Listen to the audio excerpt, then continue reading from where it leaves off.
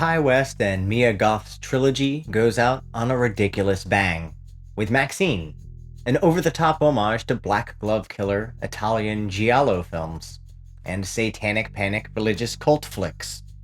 The supporting cast are cartoon characters, Giancarlo Esposito as a sleazy agent in a bad wig, Bobby Cannavale as a hot-headed cop, and Michelle Monaghan as his level-headed partner. The pair of detectives are a staple of the thriller, used here in a self-reflexive way, as a movie about making a B-movie becomes a B-movie itself. Kevin Bacon plays a private investigator with an excessive southern accent. His nose becomes injured, and he resembles Jake Geddes from Chinatown, lost on the set of the original Psycho. Maxxxine is filled with references to other movies. Throughout his career, Ti West has sought to imitate different eras of film.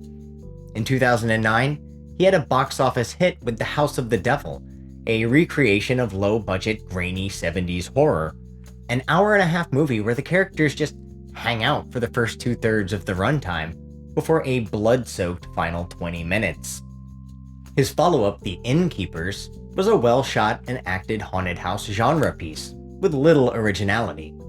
The hook of his first two movies is a form of cinematic edging, heavy on atmosphere until the movie is almost over, and then a loud, shocking finale.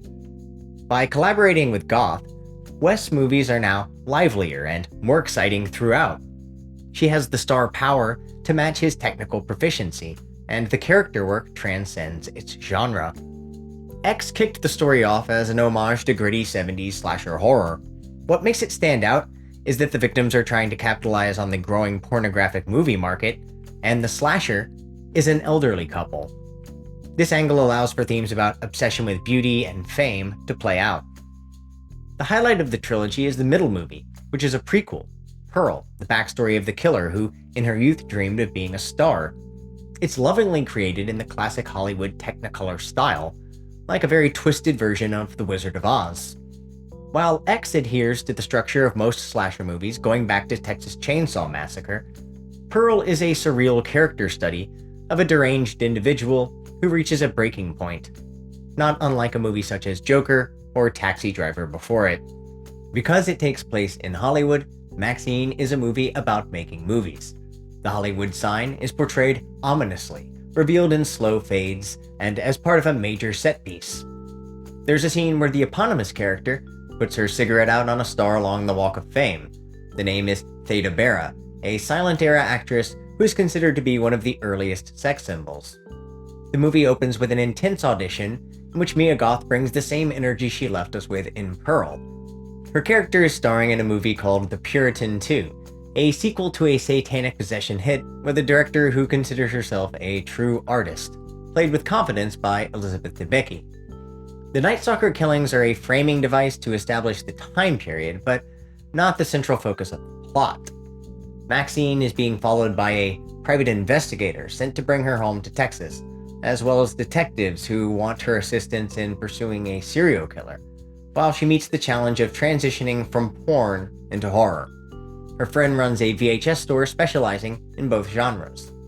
The movie within the movie is being protested by religious fundamentalists, providing a wacky ending involving a shootout with a cult of fanatics around a swimming pool.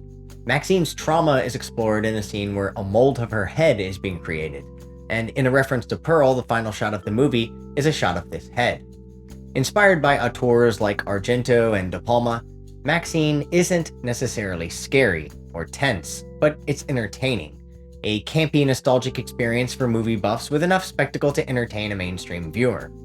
It's reminiscent of James Wan's *Malignant*, a giallo-inspired thriller with a finale which can only be described by using the word bonkers. The 80s needle drops are frequent as expected, from ZZ Top to New Order. A montage set to the hit song Obsession by Animotion is a generic pick to define the era, which doesn't feel very personal, though the theme of the song is spot on. The electronic musical score is composed by Tyler Bates, who also worked on X and Pearl. It's atmospheric and heavy on reverb, a blend of smoky ethereal horns with synthesizers ranging from noisy to cheesy. Pearl remains the most disturbing movie in the trilogy, as Maxxxine embraces a self-aware humor. X had its share of silly moments as well, including the final act. Bitch. The original ending of the trilogy involved a supernatural connection between Pearl and Maxxxine, but it was written out of the movie. The previous film suggested that Maxxxine might transition from final girl into serial killer. There is a scene here where she crushes a guy's dick and balls, but she never goes full-blown villain. In the end, she gets her vengeance and doesn't appear to suffer repercussions for her actions, though the reality of the conclusion relies heavily on its lead character's psychological state. Even though there's dialogue about how Hollywood is a beast that chews people up and spits them out, the true antagonist of the movie is religious conservatism. After all, it is a franchise where the protagonist is a porn star.